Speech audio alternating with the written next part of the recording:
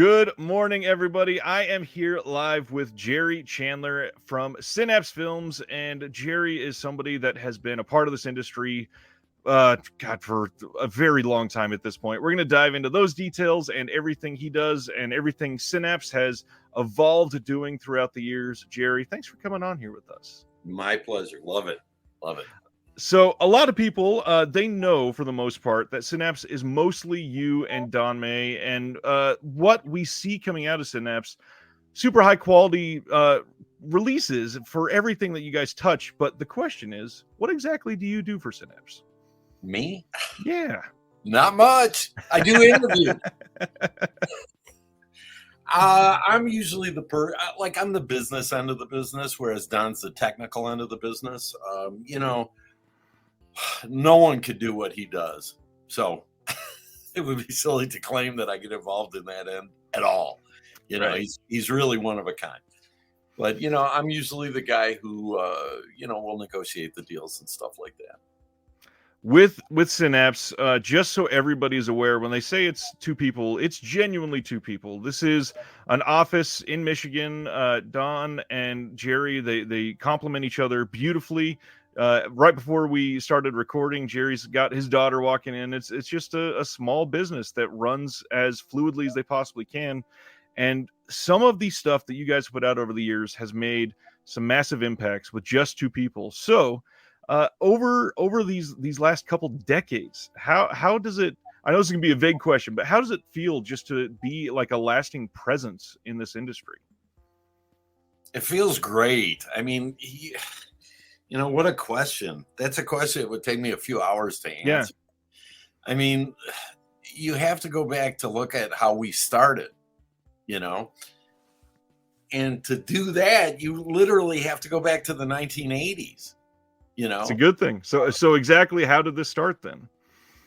It all started back when I was at college in Michigan State, and I was in a comic book store because I have a huge comic book collection.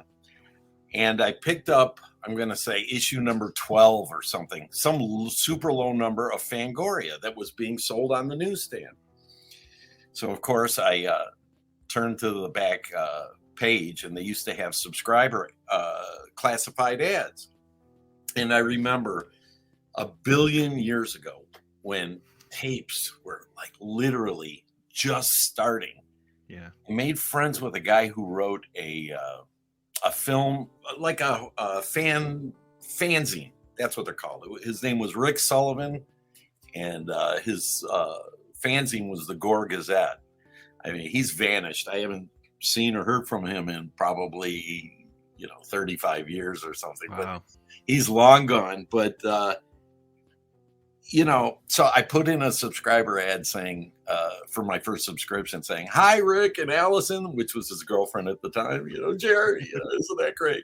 Well, the year goes by, and I bought a Beta player, one of those 400-pound Beta 1 players. A 3-hour tape lasts 15 minutes. And whatever, I started taping stuff off HBO. And for me, I was, I've been a movie fan. When I was a little boy, my mom used to take me to movies on the weekend. So I've been a movie fan my entire life. So the whole idea, like, for example, when I was 10, 11, 12, I used to save my allowance money and go to Kresge's, which was a nickel and dime store. And I'd buy the 5-minute reels from Rodan or something. Wow. Our family had a little Bell and Howell projector. Okay. So of course, move the clock ahead. I'm 18, 19, 20, and they got a beta players, and you could actually tape a movie off HBO. And I remember the first movie I taped was the very first Star Trek movie. And it's like, whoa, I'm taking the player and the tape to all my friends. Look, I'm going to play a movie at your house. We don't have to go to the theater. It's a big movie, no commercials. So then I started, of course, like most collectors, I started taping everything. Of course. Literally everything. And then when it came around to doing my second subscriber ad for my second subscription, I put in a thing saying, beta tape, trader, seeking others, your list gets mine. And I started training with a bunch of people, but I got one particular letter from like a 14-year-old kid, and I still have it in my desk, and I don't want to waste the time pulling it out, but it's here. And now I've known Don like 35 years or more. So, I still have the letter. He was 14. He said, "Hey, here's my list of stuff, send me yours. Let's start trading." And we did. I'm about 9 years older than him. So it was a little, but the years go by, right? And, he gets to be 18. So I said, "Hey," he became my best tape trading buddy because he was getting some great movies. And I said, "Hey, man, why don't you come up and stay with me and my girlfriend? You're 18 now. Will your mom let you fly out for the weekend?" He goes, "Sure, sure." And he did. And that kind of cemented a lifelong friendship. That's how we got started. So that's how we got started as friends, right? So then, I'm done with college. I started a steel company, and I started, running that show and stuff. And he goes to college, and he graduates college, and he calls me up and he said, "Hey, I started a business with a guy I used to do business with at the video store that I worked at. And we need some money. Can you lend me some money? We're going to do Dawn of the Dead." I said, "Sure, whatever." No. But they got the money from somewhere. And that's how Elite Entertainment started. Well, it was kind of like us, the sense that his partner did all the business and Don did all the work, but Don was never in town. And, I'm just going to say it like this. Don showed up at the office one day when he wasn't expected, and he saw mail he didn't expect to see. He called me up. I called my brother-in-law, who's an accountant and a lawyer, and my brother-in-law said, "Grab all the paperwork you can and fly to Detroit. We'll pick you up at the airport. We'll take a look what's going on." And it was terrible. Wow. So needless to say, after 3 years, that was kind of the end of Elite. The other partner went on for a few more years, but without Don, there was no business. And I said, "Don, we got you out of that, but you got to start again. And, good luck. And, you can do this. And if you're on your own, nothing bad will happen to you, whatever." Right. And he said, "Look, man, I can't do it by myself." I said, "Well, no, I'm just lending you the money to start it. I don't want a piece of it. I'm busy with my school." And he goes, No, I need you as a." I said, "Why? What do you need me for? What do I bring?" He goes, "I can't run the business. Look what happened." So I thought, okay, well, that makes sense. What's the point in starting over if the same thing's going to happen? Right. This guy could keep an eye on him and make sure nothing bad happens to him. And by now you had at least a decade of trust between you two. Yeah. Well, plus we started the company on my money. What am I going to do for myself? So, but that was 26, 27 years ago. We never looked back. And it was the greatest investment of my time that I ever made. Forget about the money. The money I was just giving to Don because he was my old friend. I was doing great in the steel business and I wanted to help him out. He just lost everything. But then he sucked me into the company. And I could come in kicking and screaming because I didn't have the time. I was doing huge export deals to Thailand and Egypt and India, Pakistan with ocean-going vessels full of steel. 17,000 metric tons was the limit of what you could usually get through the Great Lakes to the ocean, because we're from Detroit, so we'd load stuff in Detroit. But so anyways, again, it's, the rest is history. If you do things the right way, and plus if you got a guy like Don, who's almost legendary, I wouldn't say it was easy. It's been very, very difficult, but it's very, so I guess to answer your original question, it feels great to be here in this position after this amount of time. It's like we finally got to a place where we're pretty respected by the people who like the nice stuff. So for those that don't know, it had been since 95 or 96 since the first rumblings of Synapse started. And the important thing to look back for those that haven't evolved with the hobby that long, that has seen the evolution of multiple formats. It has seen the evolution of people having evolving taste. It has seen the rise and fall multiple times, supposedly, of physical media as a whole. But then also, it's got the business changing altogether, primarily because of streaming coming in. And uh, for those that don't know, some of the first releases from Synapse were legendary laser discs, right? Sure. Yeah. There is a wonderful, I think it was a student film that you referred me to called The Synapse Story. I did watch that, and I'm going to have it linked in the description below on this video and in the podcast. And it is a really interesting take from, just over 10 years ago or something like that, right? No, it's a lot older than that. Oh, is it really? Yeah. That was his, I think the guy who made that, his name is Nick. He is now a professor. I think that might have been his thesis paper or something, or what. I don't know what it was, but it was a project that he needed for his classes, and he came to us. I actually met him at my nephew's wedding. I'm sitting down at a table, and he's introduced himself, and he goes, "What? You're from Synapse?" And this is a long time ago. I go, "Wow, I guess. What's that mean?" "Oh, I know you guys." And then he made that movie. And everything you see at it, including the end, is exactly as it happened. Those aren't special effects. That was one crazy night in, where were we? We were in Cleveland when the power went out. Yeah. At Cinema Wasteland in the heyday. That was crazy. That was one crazy night. So the student film is really an interesting glance into the life of Synapse, but the cool thing is it really only covered like the first kind of chunk of Synapse, and a lot has changed since then.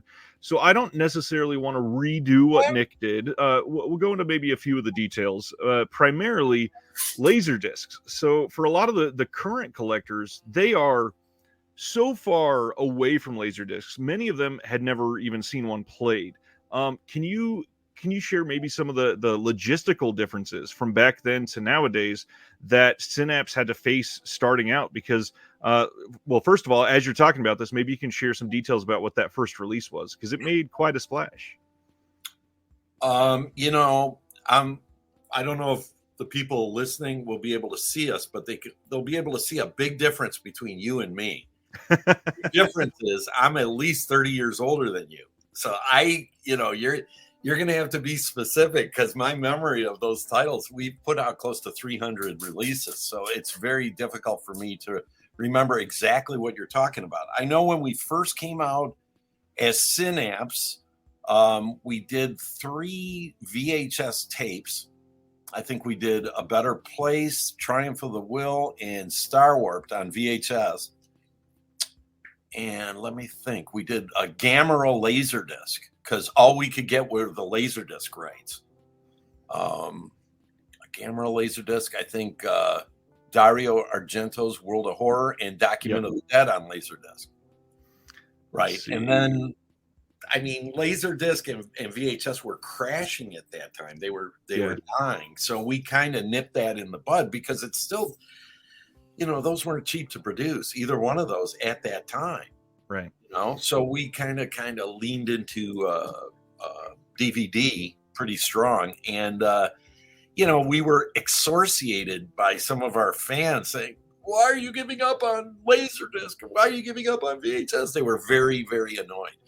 And, this very day, we still do DVD of almost everything, because we understand there's people that don't change their technology as the new stuff presents itself. And we don't want them to feel like we've forgotten them. So, I had a question the other day. Somebody asked me, "Why are you doing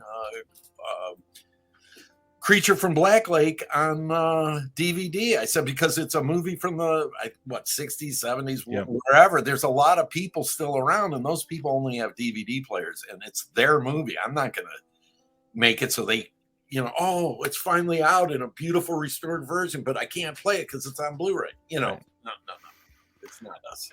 And the big thing, that sort of pushback has happened with every single format change. And if we go beyond UHD like we're seeing nowadays, it'll happen again. That's just the nature of things, unfortunately. But And Don and I are very sensitive guys. And if yeah, anybody listens to the Synapse Films podcast, uh, we are always talking about how, the people, certain fans say things that aren't nice and hurt our feelings. So, we're awfully nice guys, and we're not, we don't really, we listen to what people say. If it's said in a nice way, we listen and we try and give them what they want, because after all, without the fans, there's no we business. were long gone. It's Yeah. really their business. It's their industry. Everything is for them. That's the way it is. I can't remember He which one it started was. with Night of the Living Dead, Okay, that might have been it. and then he did Nightmare on Elm Street, and they had a lot of big titles because what was happening was, according to my understanding, so I've been told now by people that if I'm not 100% sure, I have to qualify everything I'm saying. My understanding of what happened back then was Don and his partner became friends with a wonderful, wonderful gentleman who's passed away. His name was Jay Douglas from Anchor Bay, if we all remember Anchor Bay. Oh yeah. And what would happen is, they had a lot of money behind them, so they could get all these great titles. And after they saw the work Don did on Night of the Living Dead, they decided, you know what? Maybe we could get this guy to clean our stuff up so our discs look better. And, well, what's that going to cost? Well, they made a great deal. They would give Elite Laserdisc rights in exchange for Elite letting them use Don's master for their whatever when Elite can only do the Laserdisc. Nice. So that's how they got movies like Nightmare on Elm Street and all that, but not Night of the Living Dead. Don actually did the work himself and I believe he made the deal directly with George and the other people.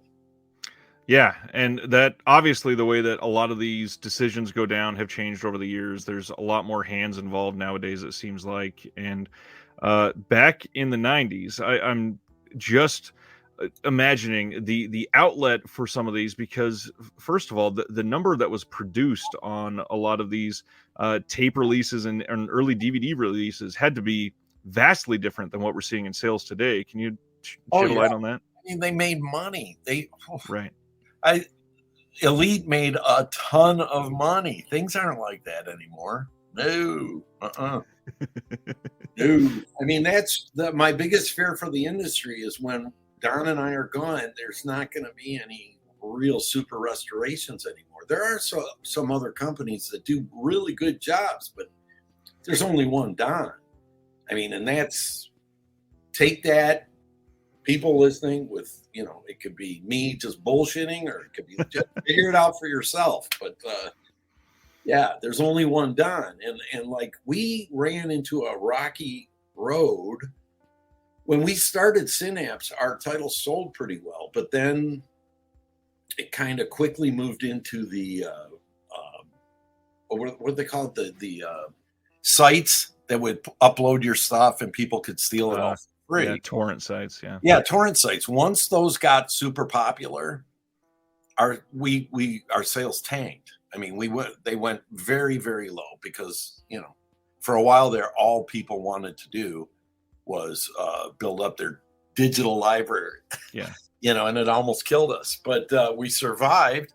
And, and then the early days of video on demand, where you give companies your library and you'd never see any revenue. So we'd have to try and get everything back. And then there's certain huge, gigantic companies. I could say names, which I don't want to, but there's one of the biggest in the world. You could license them stuff to put up on their streaming site, but you can't get them to take it down ever. They don't answer you. We've had some titles up for a couple of years that are out of license, and they keep sending us checks, but they won't take them down, and we're trying to get them taken down. It's impossible. So the business is still pretty tough. I mean, what's helping us is we do these wonderful special editions that we sell ourselves. We don't really sell them through our distributor, and we sell them at full price, which we're forced to do because being a national company, our titles are available at various retail outlets, and those retailers are not going to want the producers of the disc to compete with them. And Of course. And we shouldn't, those are our customers. So we sell at full retail on the website, and it's mostly as a service to people who can't get to the store or, whatever, and it also, so naturally when we have a limited edition, we're going to sell it directly through our website. And that's allowed us to stay in business and do more restorations. A lot of people, they think the price is a little on the steep side, and honestly it is, but we try and give you value for your dollar. We try and pack it full of really cool extras, and the work Don does speaks for itself. And the thing is, the grim reality is, if we can't make enough money to pay for these restorations, we can't do any more restorations. So don't feel bad about supporting us if you like what we do. I would love to leave that topic in the dust, but that is going to lead to this question where, like I said, a lot of the videos that we have on here are educational in range, at least in some points. And my all-time favorite release from Synapse is one that I just saw the poster on the wall, and that is Massacre at Central High. And when this got announced from Synapse, there was a lot of people upset with the price. And obviously, this is a premium release. It's a really nice steelbook. There's lots of extras on here. The restoration, and we're going to talk about Don's perfectionism in just a little while, I'm sure, but the restoration on this movie is freaking magnificent. It looks ridiculously good. It should not look this good. And this movie is kind of still, sadly, like an underseen gem. And the people that see this immediately go, oh my God, where has this been all my life? Because it's now one of my favorite movies of all time. This release, can you share, maybe not necessarily exact specifics on the deals or anything, but why does something like this at release cost, I think it was like $55, something like that, $55? I'm not sure, whatever it is. It's very simple. The work, if you want perfection or as close to it as we can get, that's expensive. You literally have to do the work frame by frame. It takes an enormous amount of time. And that time people are working, they have to be paid. Everybody's got families and mouths to feed. Okay. Yeah. It's tremendously expensive. Couple that with the other effect of the fact that there's not enough collectors left. There's still a lot of people perfectly happy to rip it from the internet or just watch it or whatever, but they don't want to own it. So that market's very small. It's very small. And what it means is, if you want us to do the next title, we gotta at least break even on this title. Plus, we gotta pay for our rent, and we got things we gotta pay for. And it's a small market. That's why there's only a few companies left. When Synapse started, who was in the business? It was pretty much Elite, which we had left, and Synapse. And then came Blue Underground, and then came a few other. And then a lot of people came into the business. Yep. And over the years, a lot of them went away because you can't survive. And there's not many of us left. There's just a few. You got Vinegar, you got Severin, you got us. I think we just lost Code Red. It's not because business is great and there's thousands of people. We have rabid fans that love this stuff. But if you want to keep this going, it's just, it's not like, you looked around the office a little bit. I moved the computer. It's not a New York high rise, right? You could tell.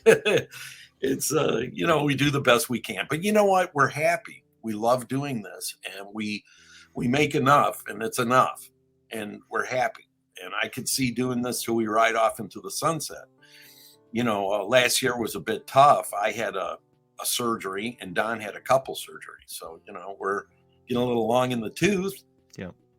But, we're still fighting the good fight, and we love doing it every day.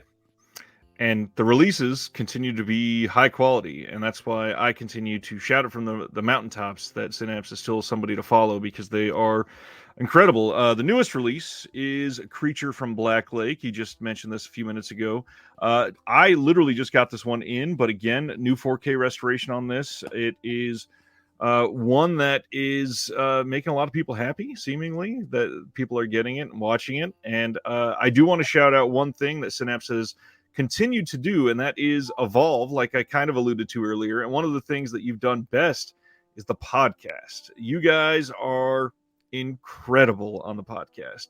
The stories that we get to hear, the insight, the fact that fans can ask a question and get a national public response, and everybody hears an answer at the same time, is so important to keep these communities growing.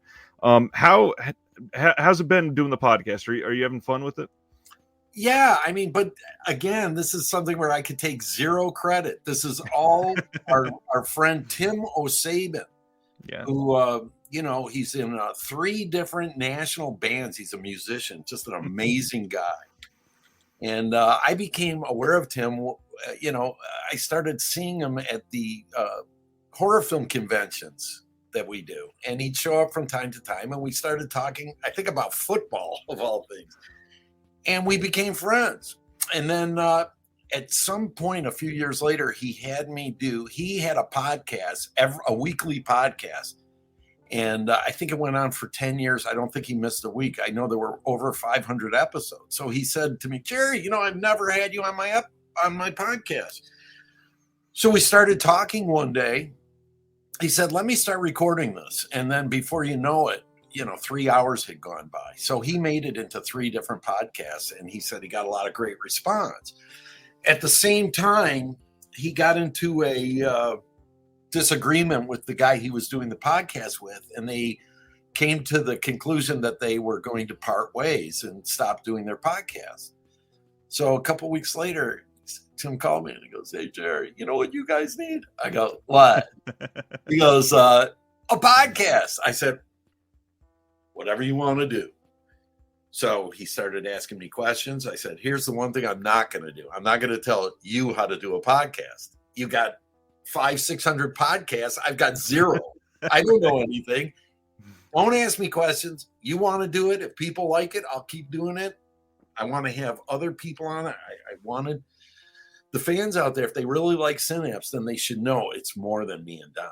We have some very dedicated people, starting with my daughter, Noah, who works so hard getting all the orders out and coming up with new merch and handling all that stuff. She does all the photography for the website and everything. And then we have people like Sean, who's our Canadian, we call him our Canadian Synapse guy. Don and I, we're getting too old to schlep the boxes around from show to show. So Sean comes in, he's a super fan, knows a lot about everything, and he does a lot of the grunt work for us. We got him on the podcast. I'd like to have him on again. We got the couple that Synapse brought together, Ryan and Jen.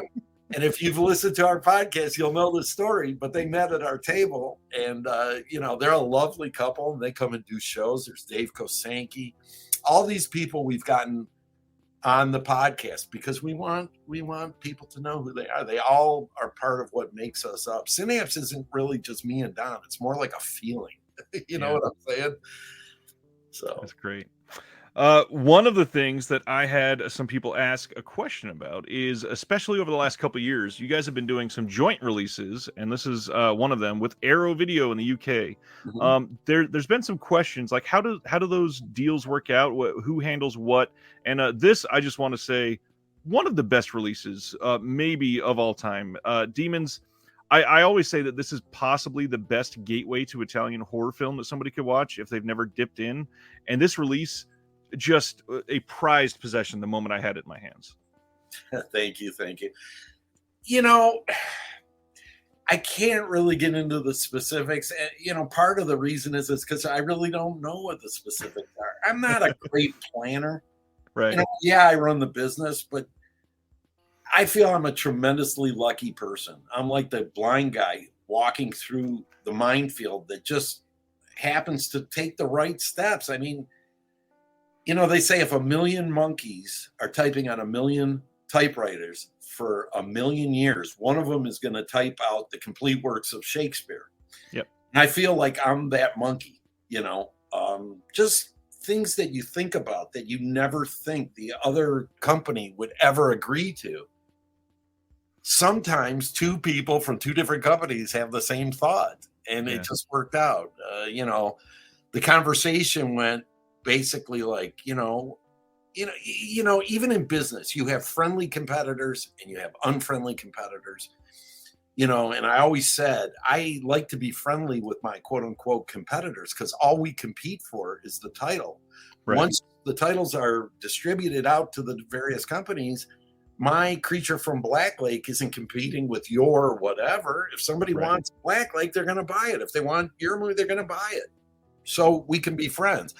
But not everybody sees it that way. So we have companies we're very friendly with. I always bring up Vinegar Syndrome and Severin. We love those guys. And Arrow's another one. We love those guys. So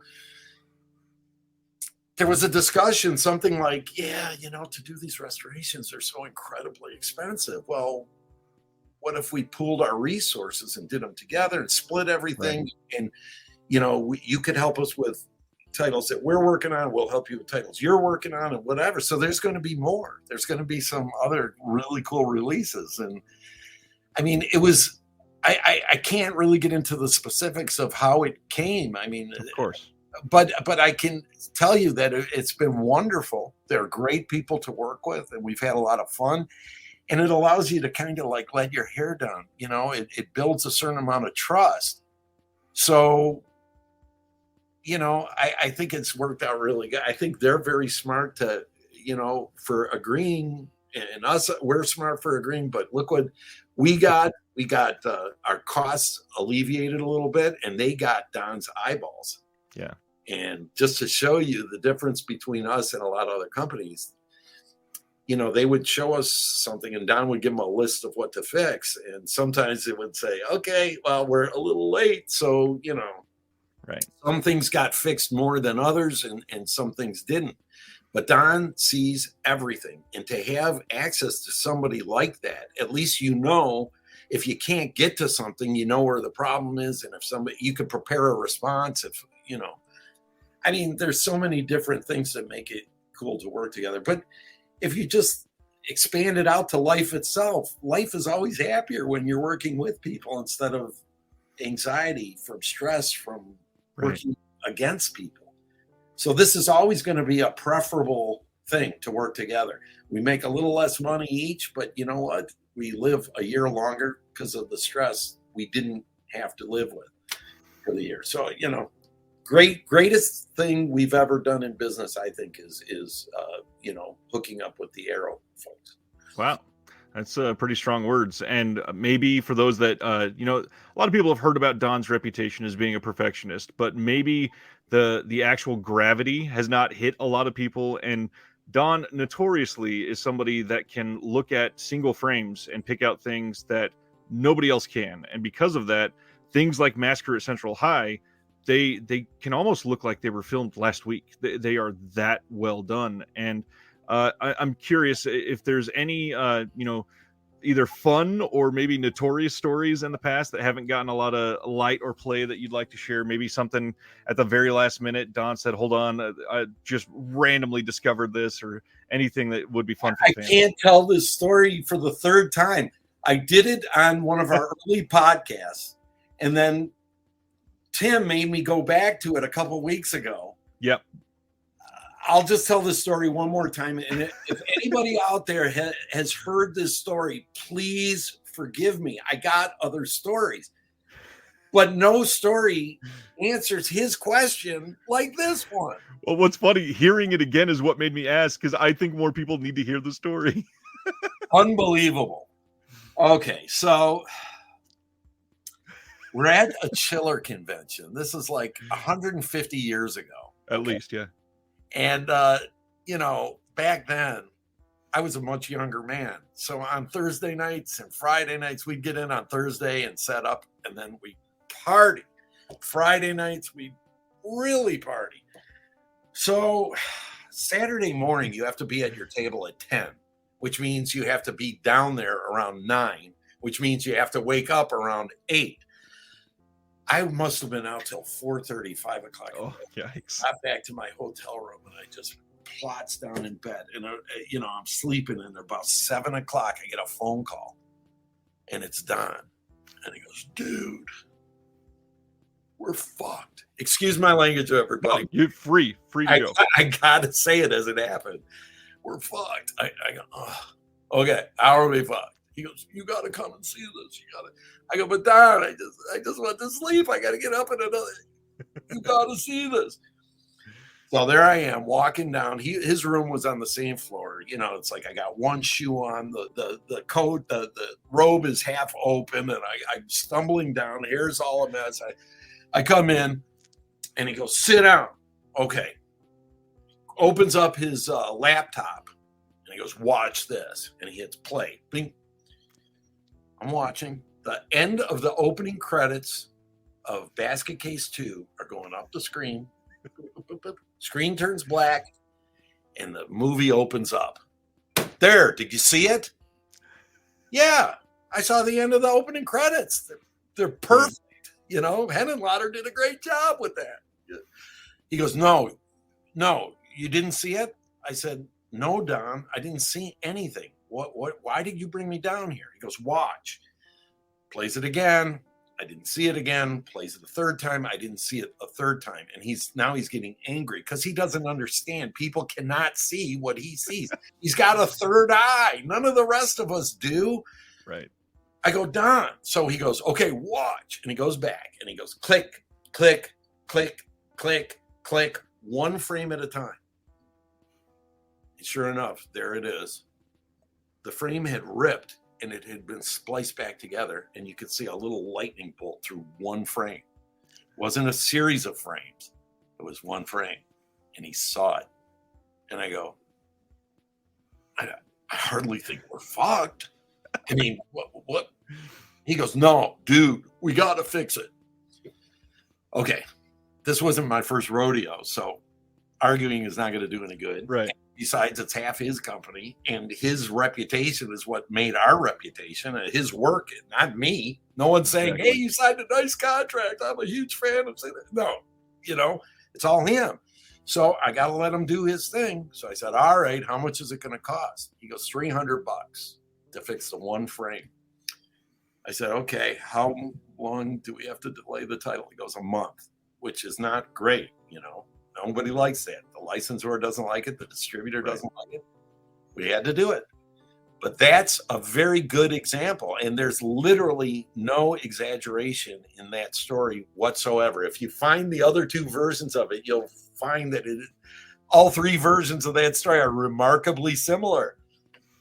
I appreciate Don's eye. I love and respect his eye. But at the same time, I can't imagine the anxiety that he can see one frame and thinks that Basket Case 2 having a split frame on the opening credits will ruin Synapse. And that's how much you can tell he genuinely cares about this stuff. And to think genuinely that the company is fucked because of that is like, none of us can comprehend that. That's crazy. Ryan, all I'm going to say is, who are we to argue? Right, exactly. And we don't have that talent. So he built a reputation. It's him. So...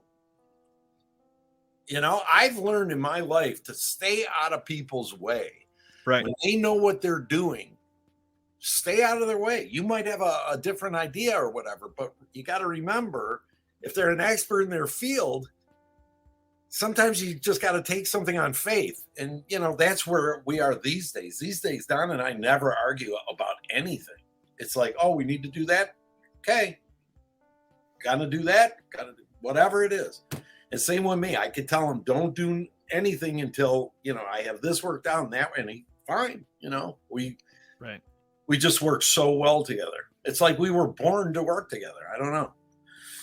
All because of Fangoria subscription letters. That's amazing. That's it. That's how we met. One of the earlier titles in the Blu-ray, era of Synapse that I really wanted to talk about, because this is a great film that a lot of people, for some reason, either have never seen or they'll recognize the poster but never discuss it. Anything about Intruder that you can share with us? Tracking down what came for this release, because this is genuinely still, I think, one of my favorite releases from Synapse. This movie's amazing. All I can say is that's a Don story about the restoration, but the restoration is incredible. Yeah. There's another version of that movie available. I think it's only available on DVD, but that's unrestored. It's missing scenes. It looks terrible. Don was able to recreate the film, and it's amazing. It's kind of all I can tell you. I mean, I don't even remember the deal. It's been a while on that one. That one's been a few years. And I mean, that's maybe a good time to bring up. There are a lot of these restorations that people see Synapse either tease or, talk about how they're working on it. And then they start to get a little irritated because then it takes, 2.5 years to come out. Or 5 years. Yeah, that's true. Or in the case of the Kindred, what was it? 16 years, 17 years? Yeah. I mean, yeah. That's why you'll notice we don't talk about anything that we haven't released yet for the most part. Right. Sometimes something slips out. I mean, people know we're working on Deadly Spawn, a 4K, and they know we're working on some other things, but we're really not talking about it because the most difficult of the hate was Suspiria. We were working on something special, and the guy from Germany wanted to work with us, and Don said, look, he's got nothing that he's bringing to the table. I can do this better than him. What do I need to work with him for? I don't. We're doing this ourselves. So we let him know, and he wasn't happy about it. And Don had a relationship with Tivoli, the director of photography, and they did it together. And the German version came out before ours, and it looked decent. So on places like Blu-ray.com, you almost had a European contingent of people telling everybody how the Synapse one was going to be terrible, and the German one was how it's supposed to look, and blah, blah, blah, blah, blah, blah. And there were a lot of North American fans that say, well, we're not going to judge till Synapse's version is out. And it got pretty ugly. And Don and I, we don't post. We don't post because people wait for you to post so they can attack you. Oh, yeah. Literally. And you could say the nicest thing and they'll figure out why you're an asshole for saying it. So we don't post generally. But it's difficult to see people shredding you and you want to say, hey, dude, you don't know what the hell you're talking about. You don't understand this business. How could you make that statement? Or how could you say this? Or how could you say that? But because they don't understand the business, they're not going to take your criticism of their opinions nicely, and you're just going to open up a case that, they're going to, horrible. So we keep our mouths shut, and it's hard. But one day, that German guy posted something, and I told Don, okay, enough's enough. Grab his disc and take 10 pictures, and then take 10 frames from our disc that we haven't released yet. Put them up on Blu-ray.com. Don't put any text there. Don't say anything. Just put this version, the Synapse version. Okay, that really got people going. Oh my God. And then there was arguments. The best picture was the one of the girl on the stage. It was all red on the German one, but you could see her purple shoes on ours. And that really embarrassed the German guy. And he came out and said, you weren't supposed to see that color. It was mine is right. But Tivoli said, no, you are supposed to see that. That's purple. And we made it purple and whatever. Right. But of course, we couldn't answer him. We couldn't say anything. But somebody just basically shut him up by saying, well, if they wanted it all red, they would have given her red shoes. She got purple shoes. So come on. And this went on and on. Now, like 1 full year of the 5 years was waiting for us, the major studio, to release the 4.0 audio for us because we wanted that because that was so rare and very few people ever saw it with that original audio. That took a year to get. A year. Wow. The studio would not give it to us. We had to keep jumping through hoops. We had to fill out forms. We had to change the title, this and that but after a year, we finally got it. So of course, once that we finally put it out and people saw how nice it was, that shut down all the hate. But we still had to live with it, and it was very tough. And we decided at that point, no more announcing things in advance. And then, of course, you held up the 4K. Right. I don't know if people realize this, but we didn't just upconvert or make our Blu-ray for 4K. When we went to do the 4K, Don went back and started from scratch. So, because 4K is a different color space than our Blu-ray, and a lot of people will just upconvert their Blu-rays and whatever. Not Don. So we got a very positive review in a very unlikely place, because I never saw movie reviews. But when we put out the 4K for Suspiria, Forbes did an article on it. Wow. So if anyone wants to fact check, just go to Google and type in Suspiria Forbes review or Forbes Suspiria review or whatever. I'll put the link in the description below. I mean, that's I don't think I was aware that something was posted. That's pretty damn cool. They said the Blu-ray was the best Blu-ray ever created, and they said the 4K was the best 4K ever created. So that's high praise. That's high praise, and the title's done very well for it. And that's funny enough. I did bring that out because I wanted to get that question out there, because a lot of people, they saw the Blu-ray come out, and it was less time than 5 years before the 4K came out, and people said, "Oh, well, obviously they just sold the Blu-ray to make money off of fans, and then just immediately put out the 4K." And I don't think they understand the Don May of it all, because there's no way he would let that stand. No, you would have seen it. You would have had pixelation and crap like that. And plus, the color wouldn't look as good as it does. Listen. I'm not here to win arguments or to people want to think whatever they want to think. It's part of why they love the industry. And I've said this on my podcast before. I don't want to necessarily set everybody straight. People don't want to be set straight. It's true. This is fun. This is collecting. And this is, sometimes I think they want to hear that we're fighting with other companies. Sometimes I think, if I was a fan, I don't want to see these guys fighting with those guys and having a winner. I'd like to see them working together and more movies and great stuff. But you never know. The business is about the fans. Without the fans, we're all gone. You're gone and I'm gone. We're all gone. And so is Vinegar, and so is everybody else. We're all gone. It's their industry. I don't want to, lift the curtain and see that it's just an old man sitting behind the curtain. It's not Oz, the great and powerful. It's just, we're just human beings. Right. So we let them have their fantasies and their whatever they want to think. But in this particular case, we're not really double dippers. I mean, if you want to look at some egregious things, in my opinion, look at Anchor Bay 150 years ago when they did the 5 versions of Evil Dead with 5 different covers. Man, that's a money grab. Listen, if enough people like your stuff, you'll make enough money. You'll stay in business and you'll have a nice life. You don't have to get every single dollar out there that a fan has in his pocket. When we do 2 covers, generally we do dual-sided. So you can pick out and put on whatever cover, whichever one you like better. You already have the other cover. Right. You know what I'm saying? It's tasteless. But then again, Anchor Bay, to be fair, they had a much bigger overhead than we had. Right. And they were huge. They paid bigger licensing fees, and they had, so who am I to say? I just said as a fan, because I remember standing in a Best Buy. I was not in this business when that came out. And I go, I don't want 5. These are all cool covers, but I don't want 5. Which one do I get? Right. So anyway. Anchor Bay. And that was back in the day where a limited edition was like 50,000 numbered copies, and a completely different world. Literally a 50,000 numbered edition.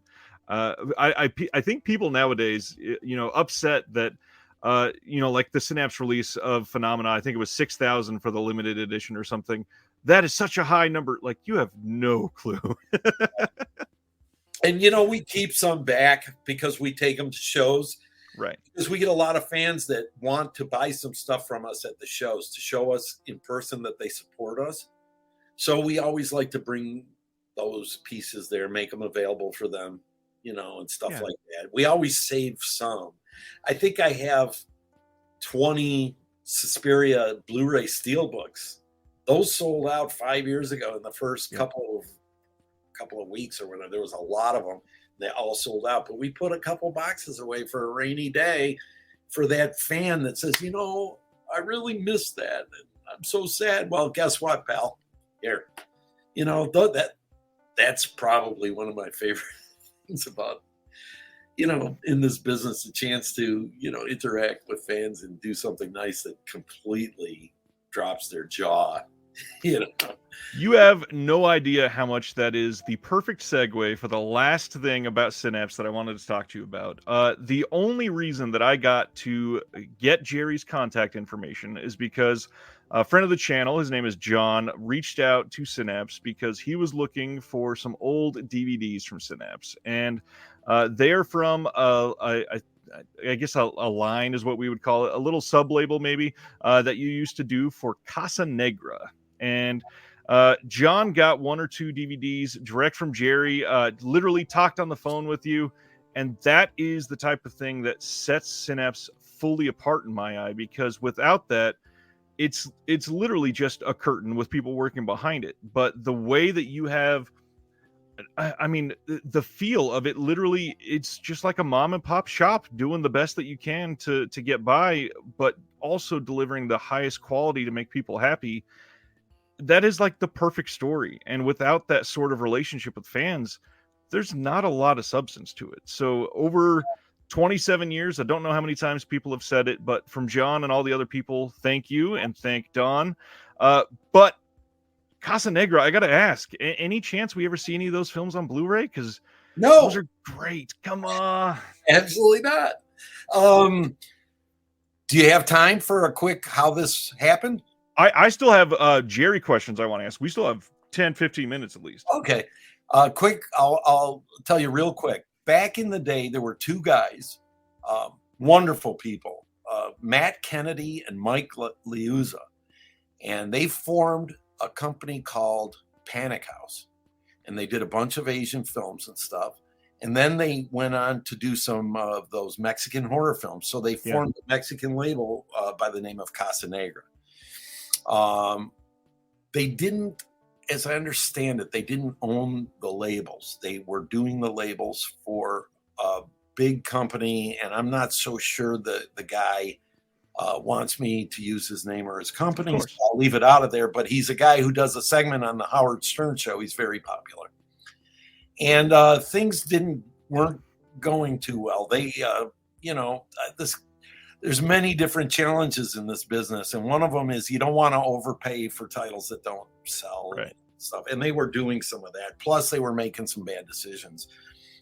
They felt that there's a lot of Mexicans in the U.S., and so they would do some of the movies and just leave them in Spanish because, they would sell whatever. They were like Mexican children's films, the Pabello and Pepito, or Chabelo and Pepito and Chabelo, whatever. It's funny because one movie was Pepito and Chabelo, and the other 2 were Chabelo and Pepito. So my confusion.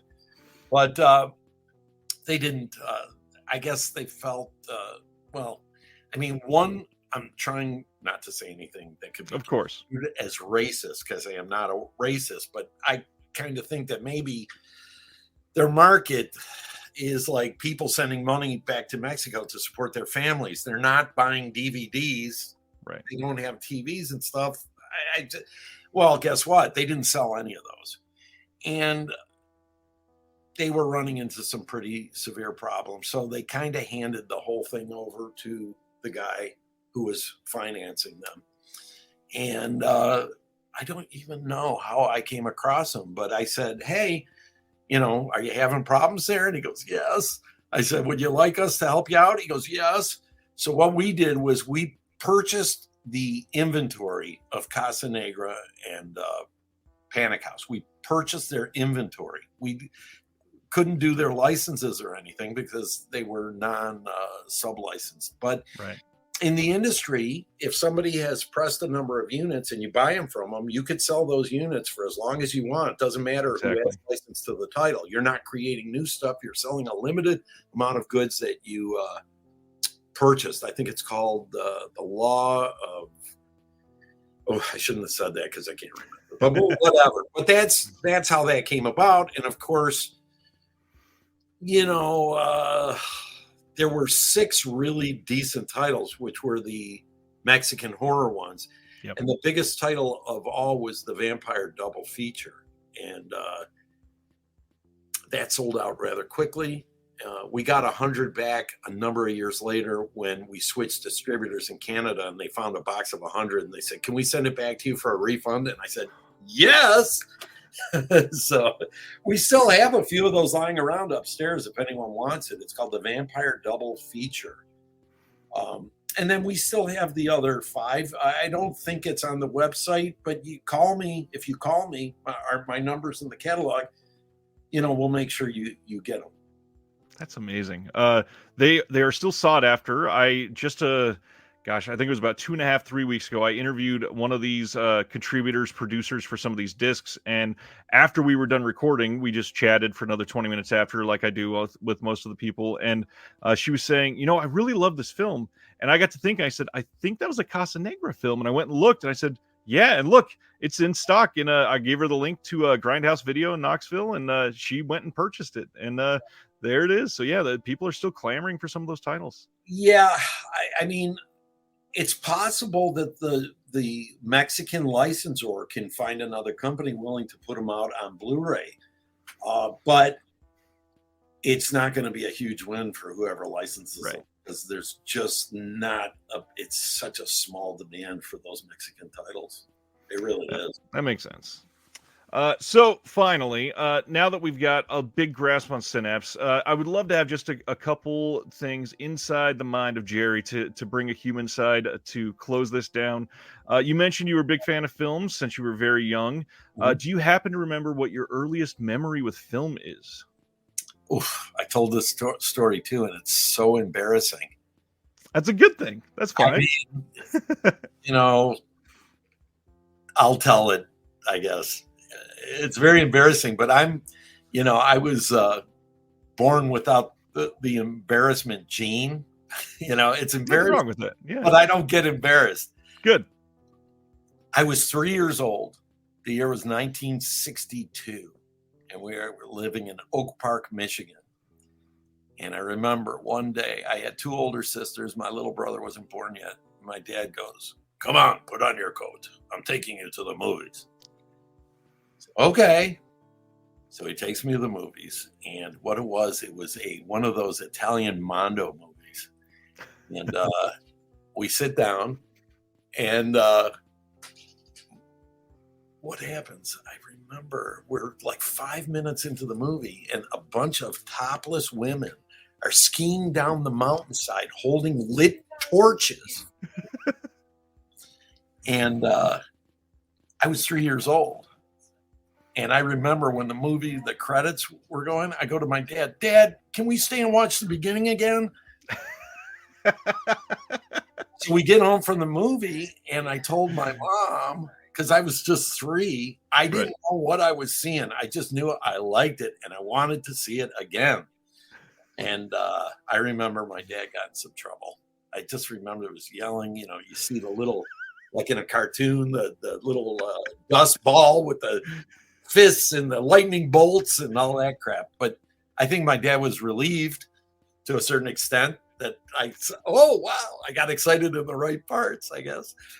But yeah, that was my first memory. That's my first memory of a movie. If you said, what's your first memory of getting into horror?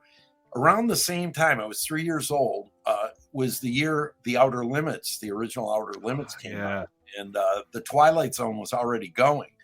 But the Outer Limits was so much better because every episode had a monster, and they were scary. And my parents would absolutely not allow a 3-year-old to see it. But we had very small houses back then, and my room was right off the living room.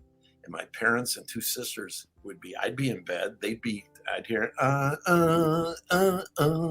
love that song still. you know, and I do a little ding, and I would sneak out of bed and I'd crawl and get underneath the living room lamp. It was on a little table, and there was a space for me to crawl in, and they wouldn't see me until my mom would go up to get a water or whatever she was getting up to. Oh, there he is again. Put me in bed. She'd go back, and I mean, like literally right out of bed, right back. And yeah, loved it. I knew back then that the Twilight Zone just didn't match up. I mean, it was great. I mean, as an adult, you appreciate the Twilight Zone so much more because Right. the writing and all the different authors and the actors and how wonderful it was. But for a kid, Outer Limits, man. Yeah, I was an Outer Limits junkie growing up too. That song will still grab me, and I'll immediately, oh, it's okay. Let's sit down. I can't wait. I love the Outer Limits. So That's there great. you have it. That's my history of horror. Final thing, and this is one that is something that it seems like people watching have really been grabbing onto lately, is the community aspect behind these movies or even something like TV. Is there any really memorable experience in your life where you've had like a great community event watching a film, whether it be at a theater, at home, something that you just, man, that was such a great way to take part? There's been a number of them, and I could run the gamut from. I'll tell you two real quick. When we were wrapping up Suspiria, but it wasn't quite, the discs weren't quite ready yet. We had a screening at Fantasia in Montreal, but we had another screening a few days later at Flashback Weekend in Chicago. And I was at that one in Chicago, and I got to hear that 4.0 audio swirling around the theater the entire movie, and people were, I mean, when the movie was over, we got a standing ovation. We were up in the balcony, no one knew we were there. And if they just stood up, and that was a thrill. That was a thrill to actually see what Don had did. I made the deal for the movie. Don made the movie, Right. The other one was, once upon a time, we got a hold of a rather controversial documentary called Graphic Sexual Horror. And what that was it was a documentary on a torture website. It was real. The guy got in a lot of trouble, and I guess the bottom line was that there was too much torture and not enough sex. So the government went after him. Right. And it's funny because they couldn't shut him down. I want to say legally, they couldn't shut him down. So what they did was they squeezed the credit card companies into not accepting charges. Mm. They had a website that would have 6,000 people a month watch their live streams at a cost of $60. So he was making tons and tons of money.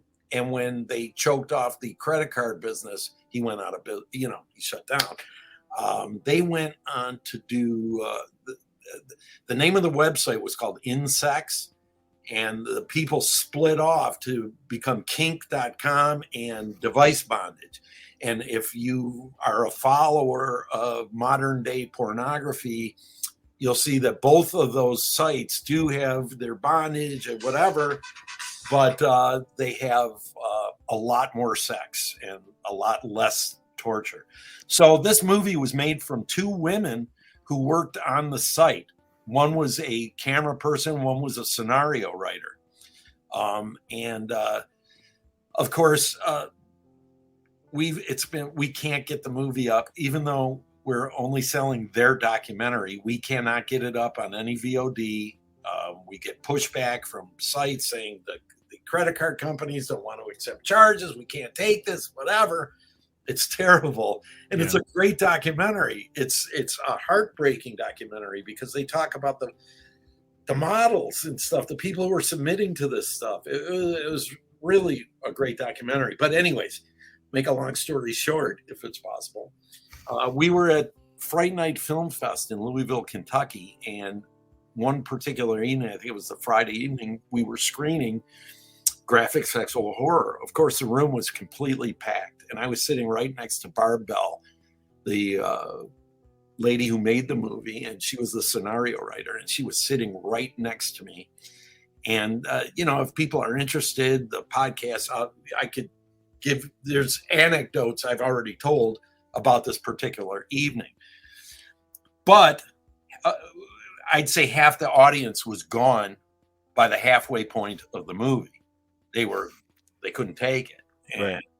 But the funny thing was when the movie was over, she did a Q&A for a half hour, 40 minutes and everything. And when we walked out of the screening room, there was everybody who left waiting to talk to her. They didn't leave because it wasn't a good movie. They left because they couldn't take what they were seeing.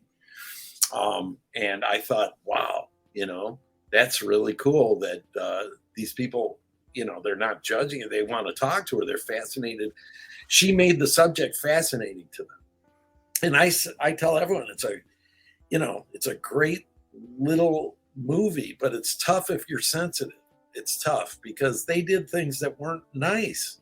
If anybody has seen this kind of stuff, usually when people are doing these kind of things, they have what's called the safe word.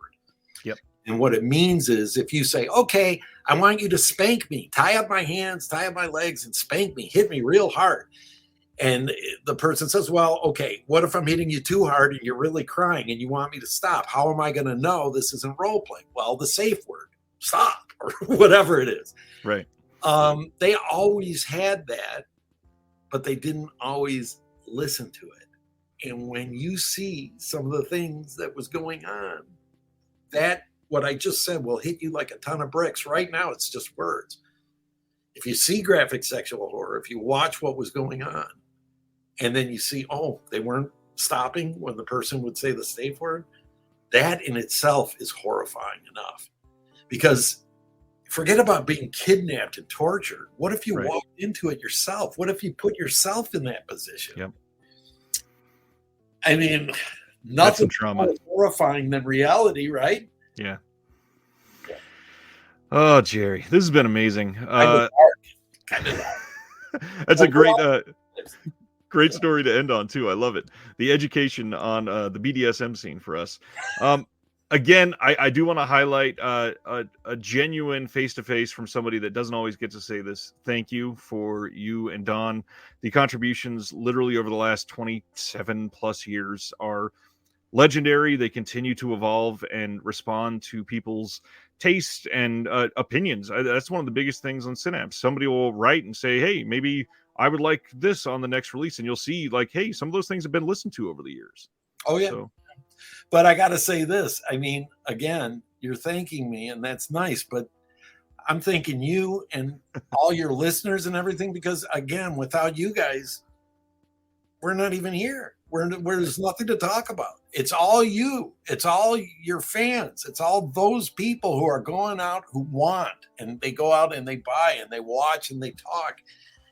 You are the ones who put us here, and we're here till you don't want us here anymore, pretty much. So thank you, Ryan, and thank you to all your listeners, and thank you to everybody else out there. We love it.